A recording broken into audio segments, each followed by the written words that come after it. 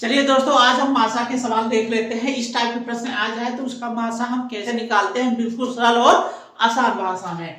चलिए, इसमें मेरे कितने खंड दिए हैं? मेरे 3 खंड दिए हैं। ये पहला खंड, ये दूसरा खंड, ये तीसरा खंड है। इन खंडों को हम गुणनखंड में लिख लेंगे। चलिए ठीक है, तो पहले खंड में क्या है मेरा? 2 है।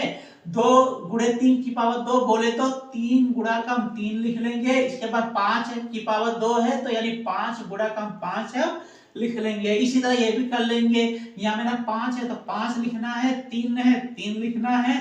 2 की पावर 2 बोले तो 2 गुणे 2। इसी तरह 5 की पावर 2 बोले तो 5 गुणा का 5 हो जाएगा। 3 है तो 3 लिख लेना है गुणे में। गुणा का 2 की पावर 2 बोले तो 2 गुणा का 2, इतना हमें लिख लेना है। अब हमें इसका मासा निकालना है। तो पहले हम क्या देखेंगे भैया, कॉमन क्या चीज है, उन्हें हम कॉमन चीजों को हम लिख लेते हैं।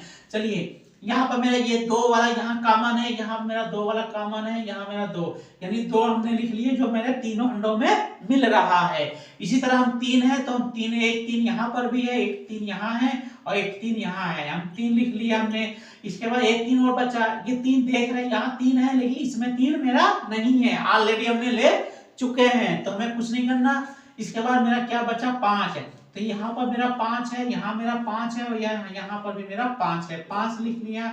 इसके बाद मेरा क्या बचा? 5। अब देखेंगे इसमें 5 है मेरा? नहीं है, यानी हमें कुछ नहीं करना, क्योंकि हम वही मासा में वही लेते हैं जो मेरे तीनों में कॉमन हो।